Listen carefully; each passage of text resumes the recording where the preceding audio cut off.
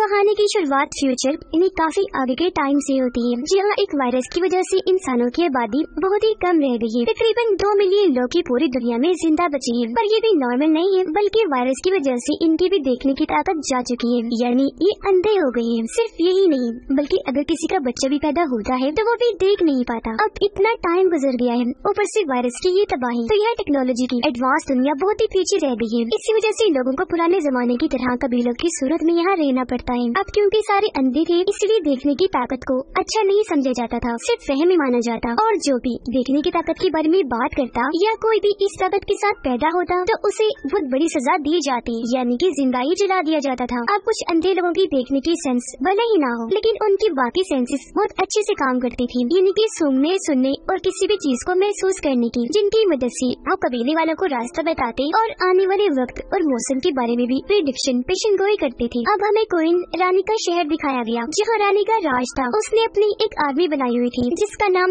विच finder army था। अब रानी बहुत रिलीजन मजहबी थी, और ये देखने ना देखने को इस वक्त का एक मजहबी समझा जा रहा था, इसलिए जो भी इस बारे में बात करता, रानी उसे बहुत ही दर्दनाक मौत देती थी जलाकर। विच फाइंडर आर्मी का काम ऐसे लोगों को ढूंढ कर लाना था जो देख सकते हैं। अब यह रानी की एरिया में एक डैम भी था, जिसकी मालिक रानी ही थी, इसीलिए इसका महल वही बना दिया गया था। अब हमें एक कबीला दिखाया गया जो घने जंगलों के बीच बनाया गया था। इसका एक सरदार था जो बहुत ही बहादुर ताकतवर था। उसके पास किसी मॉन्स्टर जैसी ताकत थी, जिसका नाम बाबा बोस था। अब बाबा बोस की वाइफ की हालत काफी खराब थी, क्योंकि उसका बच्चा पैदा होना था, जिसमें उसकी मदद कबीले की बूढ़ी औरत कर रही थी, जो यहाँ की डॉक्टर थी। अब उसकी वाइफ तड़पते हुए अपने हस्बैंड बाबा बोस के बारे में पूछती है, जिस पर डॉक्टर बताती है कि वो अभी कबीले के लोगों के साथ किसी जरूरी काम से गई है, क्योंकि उन्हें कोई खतरा महसूस हो रहा था। अब असल में वो खतरा विच फाइंडर आर्मी का था, क्योंकि वो कबीले पर हमला करने वाली थी। उस आर्मी का मानना था कि बाबा बोस की वाइफ, जिसका नाम मेग्रा है, वो एक विच चुड़ैल है या कहीं के मॉन्स्टर है, इसलिए उन्हें कैद करके हमें मार देना चाहिए। अब ये विच फाइंडर आर्मी उसे ही पकड़ने जा रही है, और इनका कहना था कि इस मिशन में जो भी हमारे रास्ते में आएगा हम इसे मार देंगे। अब ये बात कबीले के लोगों को पता थी, इसीलिए वो अपने सरदार की वाइफ मेग्रा को बचाने के लिए पूरी तरह लड़ने को तैयार थी। हालांकि अंधे थी, पर फिर भी लड़ने में बहुत माहिर थी, और यहाँ वो अपने सूंघने और सुनने की ताकत से ये अंदाजा लगा लेते हैं कि विच फाइंडर आर्मी करीबी है, जो 200 लोगों की आर्मी के साथ हम पर हमला करने के लिए आ रहे हैं। अब बाबा बोस अपने कबीले का हौसला बढ़ाता है। उसका ये भी कहना था कि मैं यहाँ किसी भी बात की परवाह नहीं करूँगा, बल्कि अपने कबीले को बचाने के लिए अपनी जान भी देनी पड़ी तो दे दूंगा। अब उसकी ये बातें सुनकर पूरा कबीला जोश में आ गया, और वो पूरी तरह जंग के लिए तैयार थे, हाथों में हथियार लेकर। साथ में वो नारेबाजी भी कर रहे थे। उधर विच फाइंडर आर्मी का जनरल कबीले के एक आदमी को पकड़ लेता है, जिसका नाम बेक्स था। अब बेक्स बाबा बोस को बिल्कुल भी पसंद नहीं करता था, क्योंकि उसी के कहने पर कबीले वालों ने बेक्स की फैमिली को मार दिया। इसलिए वो यहाँ इस दुश्मन आर्मी की मदद करता है, यानी अपने सरदार बाबा बोस के खिलाफ बगावत करता है। वो जनरल को एक ब्रेसलेट देता है, जिससे उन्हें ये पता चला कि मेग्रा के बच्चों के असली बाप बाबा बोस नहीं, बल्कि एक दूसरा आदमी है, जिसका नाम जरला है। अब ये जरला नाम सुनकर जनरल काफी हैरान रह गया, क्योंकि वो जानता था कि जरला एक ऐसा आदमी है जिसकी आंखें ठीक है, वो देख सकता है, जिसकी खोज जनरल पिछले काफी अरसे से कर रहा है। अब अगर ये मेग्रा तक पहुँच गई तो जरला का पता भी मिल जाएगा। इसलिए जनरल यहाँ काफी खुश दिखाई दे रहा था, क्योंकि ऐसा करके रानी का हुक्म भी पूरा हो जाएगा और जनरल को भी बहुत फायदा मिलने वाला था। अब वो बेक्स को मारकर उससे पूछता है कि तुम्हारे कबीले का क्या प्लान है और अपने हिफाजत के लिए उन्होंने क्या कर रखा है, जो सब कुछ बेक्स जनरल को बता देता है। अब मेग्रा एक बच्चे को पैदा करती है जो लड़की थी, लेकिन तभी उसे एहसास हुआ जैसे मेरे पेट में अभी एक और बच्चा है। ये देखकर डॉक्टर उसका ऑपरेशन करती है, और यहाँ वो दूसरे बच्चे को भी पैदा कर देती है। इस बात से मेग्रा काफी खुश थी कि मैं जुड़वा बच्चों की माँ बन गई हूँ, जिनमें एक लड़का है और एक लड़की। जंगल के बीचों बीच एक काफी बड़ी पत्थरों की दीवार बनाई गई थी, जिसके उस पार से विच फाइंडर आर्मी कबीले के लोगों पर हमला करने के लिए आ रही थी। आर्मी के कुछ लोग इस तरफ आकर कबीले वालों से लड़ने लगे। अब हालांकि कबीले के लोग काफी बहादुरी से उनका सामना करते हैं, पर जल्दी उन्हें एहसास हो गया कि ये आर्मी काफी बड़ी है और हम पर भारी पड़ रही है, और तो और पत्थरों की दीवार से और लोग भी आ रहे हैं। तो इसलिए ये लोग रस्सियाँ ही काट देते हैं, जिससे पत्थरों की ये दीवार जो बॉर्डर बनी हुई थी वो तेजी से नीचे गिरने लगी, और इसके नीचे दबने से विच आर्मी के बहुत सारे लोग मारे जाते हैं, और बाकियों को इन्होंने एकजुट होकर मार दिया था।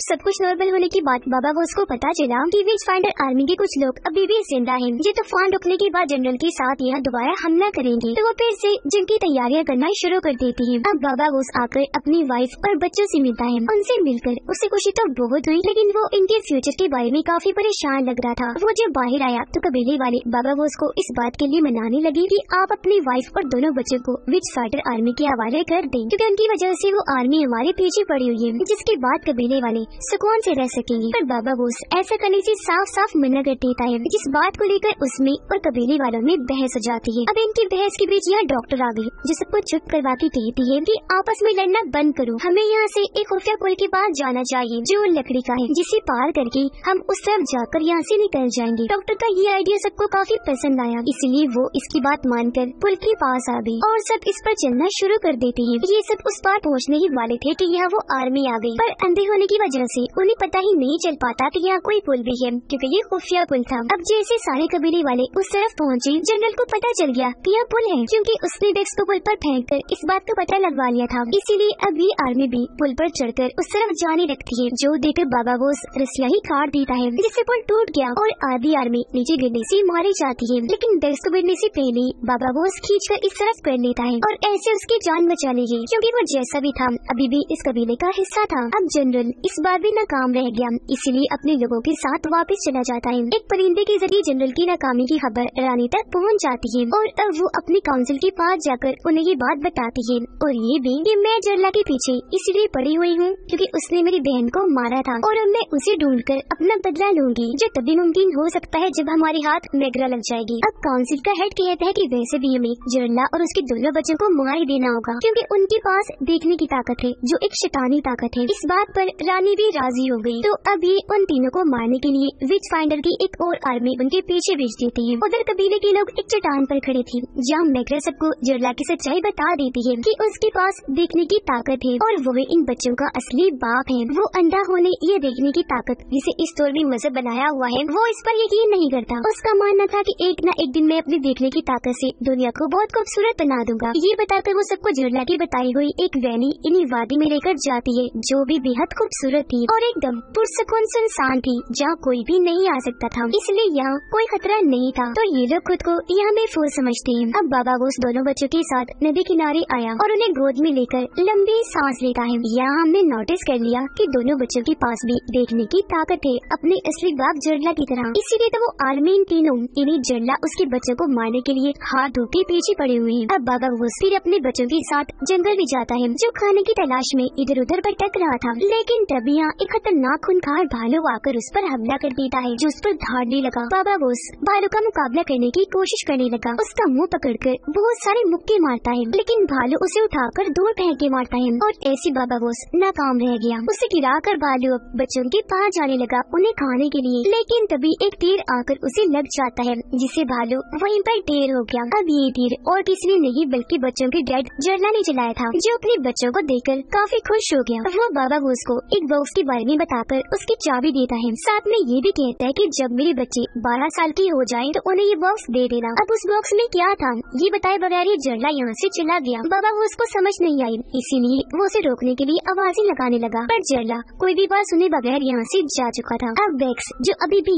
बाबा बोस को नापसंद ही करता है, दुश्मन आर्मी की मदद अभी भी करना चाहता है। वो यहाँ बाबा बोस की आवाज सुनकर इस बारे में अपनी आंटी को बताता है, क्योंकि उसके साथ साथ उसकी फैमिली के बचे हुए लोग भी बाबा बोस को पसंद नहीं करते, उसे बदला लेना चाहते हैं। तो मजीद जानकारी लेने के लिए वो एक इनविजिबल ताकत वाली लड़की को भेजते हैं। इनविजिबल लड़की जिसका वजूद तो होता है पर वो नजर नहीं आता। इस इनविजिबल लड़की का जिस्म भी इतना अजीब था कि ये कबीले में तो रहती थी पर किसी को नजर नहीं आती थी।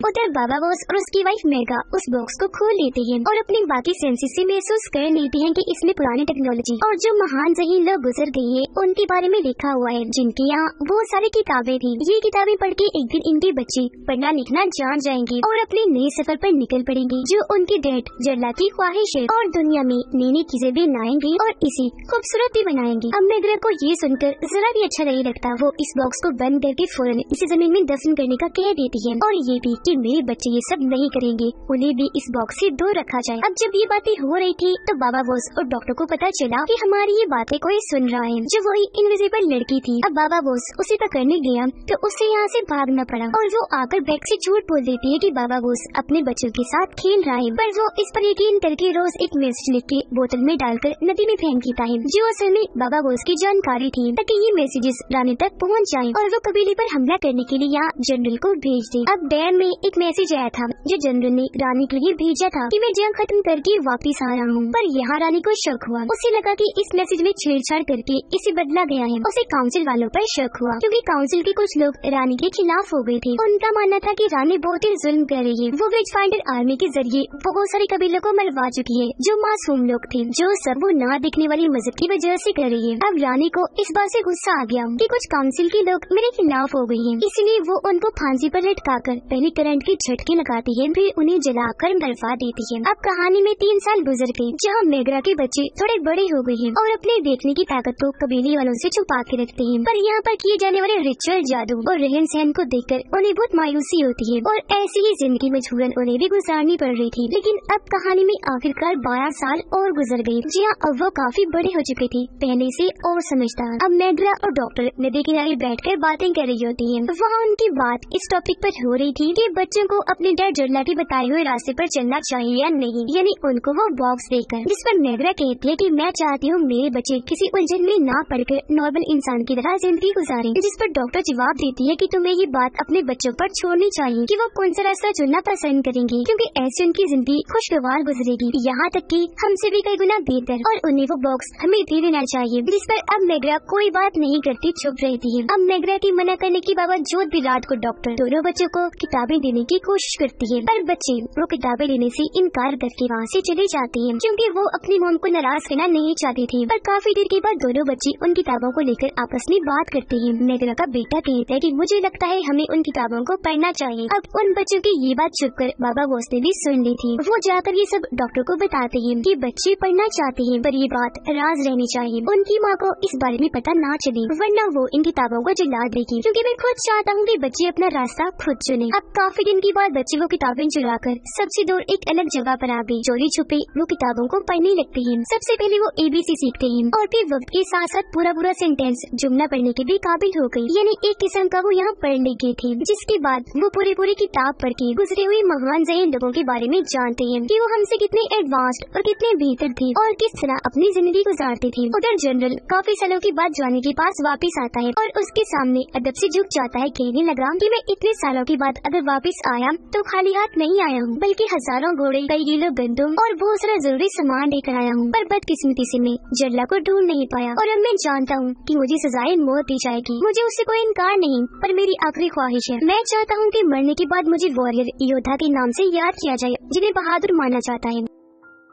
रानी उसकी ये बात मान गई और उसे डैम से नीचे कूद जाने का कहती है। पूरी तैयारी करके वो कूदने ही वाला था कि तभी रानी को बैग्स का वही बोतल वाला मैसेज मिल जाता है। वो जनरल को रोक देती है क्योंकि अब उसे बाबा बोस और उसके कबीले की खुफिया लोकेशन पता चल गई थी, जहाँ पर जाहिर है मेगरा और उसके बच्चे भी होंगे। अब रात के वक्त कुछ बड़े लोगों को एक फेस्टिवल त्योहार में जाना था, जिनमें बाबा बोस, मेगरा और डॉक्टर भी शामिल थी, साथ ही इनके कबीले के कुछ और लोग। अब बाबा बोस को अपने बच्चों की हिफाजत की फिक्र थी, पर वो फिर भी तैयार था। सुबह होते ही ये अपना सफर शुरू कर देते हैं। फिर फेस्टिवल में पहुँचते पहुँचते इन्हें रात हो जाती है। अब ये लोग फेस्टिवल में आ तो गए थे, पर इन्हें पता नहीं है कि यहाँ क्या होने वाला है और यहाँ दूसरे कबीले के लोग भी आए हुए थे। अब यहाँ मेगरा के बच्चे भी चोरी छुपे इनका पीछे करते हुए यहाँ आ जाते हैं, जहाँ इन्हें पता चला कि ये फेस्टिवल आग का है, जिसके अंदर 5 लोगों को बांधा हुआ है, क्योंकि उन पर इल्जाम था कि वो देख सकते हैं। इसलिए अगले ही पल जैसे फेस्टिवल शुरू हुआ, उन्हें आग लगाकर जला दिया जाता है और इस तरह उन मासूम लोगों की जान चली गई, जिसके इर्द गिर्द सभी कबीलों के लोग नाचने लगे और ऐसे आपस में एक हो जाते हैं। अब ये देखकर मेगरा की बेटी काफी गुस्सा हो जाती है और वो इन पर चिल्लाने लगी, पर उसका भाई मुंह पर हाथ रख के उसे रोक देता है। और फेस्टिवल में ये चीज देखकर बाबा बोस और उसके साथियों को भी बहुत दुख हुआ। अब यहाँ डॉक्टर इन्हें बताती है कि ये सब रानी का किया धरा है, उसके ही फजूल रिचुअल और मजहब के नाम पर फैलाई गई ये बातें हर जगह फैली हुई है, जिनका लोगों पर बुरा असर पड़ता है और वो भी देखने वाले इंसानों को मार देते हैं। अब मेगरा का बेटा इस फेस्टिवल को छोड़कर दूर निकल आया, क्योंकि ये जुल्म देखकर उसकी तबीयत खराब हो रही थी,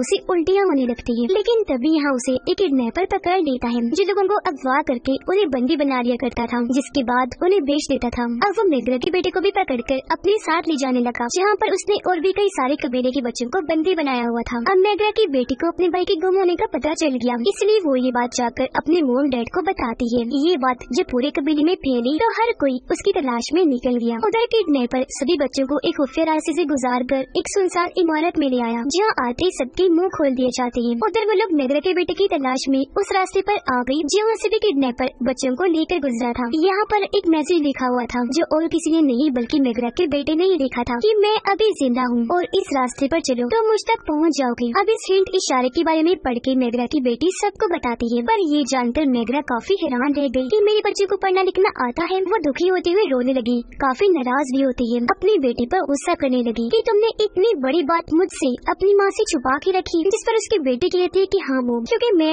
डैड के रास्ते पर चलना चाहती हूँ, वो हमें ठीक लगा तो हमने चुन लिया। अब फिलहाल इन बातों का टाइम नहीं था, मेग्रा की बेटी को ढूंढना बहुत जरूरी था, इसलिए वो इस बात को यहीं पर छोड़कर उसे ढूंढने की मिशन पर फिर से आगे बढ़ती है। कुछ ही देर बाद ये पुरानी इमारत तक पहुँच जाती है, जहाँ पर किडनैपर ने बच्चों को बंदी बना के रखा हुआ था। अब बाबा बोस इन सबको यहीं पर रोककर खुद अकेला ही अंदर जाने का फैसला करता है कि मैं अकेला ही उनसे लड़कर ये मिशन अंजाम दूंगा। अब हालांकि उसकी बेटी कहती है कि डैड मुझे भी साथ ले चलिए, मैं भी मदद करूंगी, पर वो मना करके आगे बढ़ गया क्योंकि वो नहीं चाहता था कि मेरी बेटी मेरा वो रूप देखे जिस तरह भी डड्डी से मैं लोगों को मारता हूँ। यानी कि जहाँ उसने पूरी जिंदगी अपने मॉन्स्टर जैसी ताकतों का इस्तेमाल करके बहुत सारे लोगों को मारा था, अब वो आगे बढ़ के बिल्डिंग के बाहर पहुँच गया। पहले डर पर अपनी तलवार से हमला करके उसकी जान ही ले लेता है और खुद उसकी जगह लेकर अंदर गया, जहाँ उसका बेटा बाबा बोस को पहचान लेता है। वो अपने डैड को सिग्नल देता है और बस फिर क्या था, बाबा बोस अपने मॉन्स्टर वाले रूप में आकर बड़ी स्पीड से सबसे भिड़ गया। वो अपनी तलवार से एक एक करके सब पर हमला कर देता है। बहुत सारे लोगों को उसने ढेर कर दिया था। उसकी लड़ने की महारत कमाल थी। अब अपने डैड का ये रूप देखकर कुछ देर के लिए तो उसका बेटा भी हैरान रह गया और यह बाबा बोस सबको मारने की बात आखिर में मेन किडनैपर को भी पकड़ लेता है और उसकी गर्दन में अपनी तलवार जोर से घुसाकर उसकी जान निकाल लेता है। और ऐसे उसने अपने बेटे के साथ साथ बाकी बच्चे को भी आजाद करवा दिया था। सारे बच्चे जब बाहर आई तो मेग्रा अपने बेटे को सही सलामत पाकर बहुत खुश हो गई और उसे गले से लगा लेती है, पर अगले ही पल गुस्से में वो दूर हट गई। उसे याद आ गया था कि मेरे बच्चों ने मुझसे झूठ बोला। अब कबीले में वापस आने के बाद दोनों बच्चे मेग्रा को मनाने लगी कि मॉम मान जाए ना, क्योंकि बेशक हम आपका कहा मानते, पर एक न एक दिन हमें अपने बाप जरला के बताए हुए रास्ते पर चलना ही था। अब थोड़ी ही देर में मेग्रा मान गई, उसका दिल पिघल गया। वो अपने बच्चों को माफ करके उन्हें गले से लगा लेती है, कहती है ठीक है मेरे बच्चों, पर तुम हमेशा इस कबीले की मेंबर रहोगे, फिर चाहे तुम यहाँ रहो या कहीं भी। भाई बाबा बोस को कुत्तों के भौंकने की आवाज़ें आई, जिससे उसने महसूस कर लिया कि विच फाइंडर आर्मी के साथ उनका जनरल यहाँ पर आ रहा है हमला करने के लिए, ताकि वो मेग्रा और उसके बच्चों को पकड़ ले। कुछ देर में जनरल कबीले में आ ही गया और यहाँ के सभी लोगों को धमका कर अपने कब्जे में कर लेता है। पर यहाँ मेग्रा का बेटा चिल्ला के दिखाता है। वो बैग्स के गले पर चाकू रख के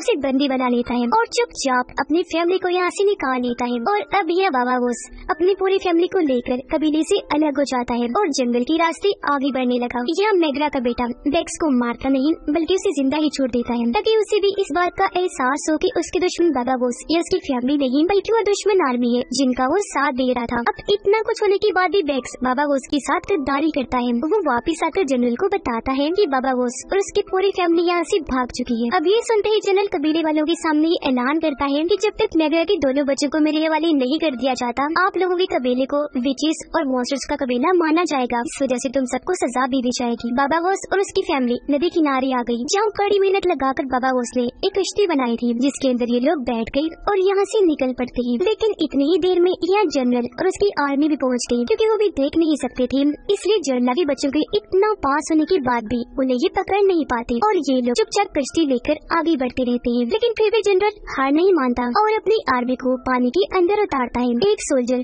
कश्ती के बहुत ही पास पहुंच गया, जिस पर गोली मारकर बाबा बोस हमला कर देता है। अब पानी में शोर हुआ, जिससे आर्मी को इनकी लोकेशन पता चल गई कि इनकी कश्ती कहाँ पर है। तो अब वो एक एक करके इन पर हमला करने लगते हैं। अब मेग्रा की बेटी ने निशाना लगाकर बैग्स को तीर मारा था, जिससे वो मरा नहीं नहीं था, बस जख्मी हुआ था। पर अब जनरल को इतना गुस्सा आ जाता है कि वो तीर को उसके अंदर घुसाकर उसकी जान ही ले लेता है, जिस बीच उनकी कश्ती जनरल से काफी दूर निकल गई। तो अब जनरल भड़ास निकालने के लिए कबीले के लोगों की जान लेने का फैसला करता है। कश्ती में बैठे डॉक्टर सबको जड़ लगे दिए हुए नक्शे के बारे में बताती है, जिसमें या तो इन्हें इस नक्शे के मुताबिक चलना था या फिर जंगल से होकर एक खुफिया जगह पर जाना था जो इनके लिए पूरी तरह से महफूज है। ये आपस में बात करते हैं और फिर नक्शे पर ही चलने का फैसला करते हैं। उधर काउंसिल में रानी और सबको ये खबर मिल जाती है कि बाबा बोस अपनी फैमिली के साथ फिर से भाग गया है, जिससे रानी बहुत गुस्से में आ गई। अब यहाँ काउंसिल वाले रानी के खिलाफ हो जाते हैं कि क्यों ये उन लोगों के पीछे पड़ी हुई है, ये मजहब के नाम पर लोगों को मारना चाहती है और इसका किंगडम इन्हें इस राज्य पर कोई ध्यान नहीं है। अब यहाँ रानी बताती है कि मैं ऐसा इसलिए भी करना चाहती हूँ क्योंकि मैं जरला से प्यार करती थी, लेकिन उसने मुझे कभी भी अहमियत नहीं दी। अब ये सुनकर काउंसिल वालों को गुस्सा आ गया। वो रानी पर इल्जाम लगाते हैं कि वो प्यार के चक्कर में जज्बात में आकर फैसले ले रही है, जिस वजह से किंगडम का बहुत नुकसान कर रही है। ये सुनकर वो फिलहाल तो चुपचाप यहाँ से चली गई, पर बाद में अपने खिलाफ बातें करने वाले काउंसिल मेंबर्स को मौत के घाट उतार देती है। उधर वो लोग जब नींद से जागे तो उन्हें एहसास हुआ कि हमारा सारा सामान गुम हो चुका है। वो पोटली भी जो मैग्रा ने अपने बच्चों को देने के लिए छुपा के रखी हुई थी। अब ये जानकर सब सामान को ढूंढने लगी, पर इन्हें कुछ नहीं मिलता। रानी को आकर उसके साथी बताते हैं कि पूरा किंगडम आपके खिलाफ हो गया है, तो बहुत जल्द वो आपको राजगद्दी से उतारने वाले हैं और आपने जो भी गलत काम किए उनकी आपको सजा भी मिलेगी। ये सुनकर रानी गुस्से में आ गई और अब उसके अंदर बदले की आग जल उठी। वो मशीन के जरिए डैम को बंद कर देती है, जिससे पूरा डैम टूटना शुरू हो गया। जो देखकर रानी जल्दी से अपने साथी के साथ बग्गी में बैठकर यहाँ से चली जाती है, जिसके पीछे पूरा डैम टूटने की वजह से ये सारा किंगडम तबाह होकर पानी में बह जाता है। और इस तरह यहाँ रानी का बदला पूरा हुआ, जिसके साथ ये कहानी इधर ही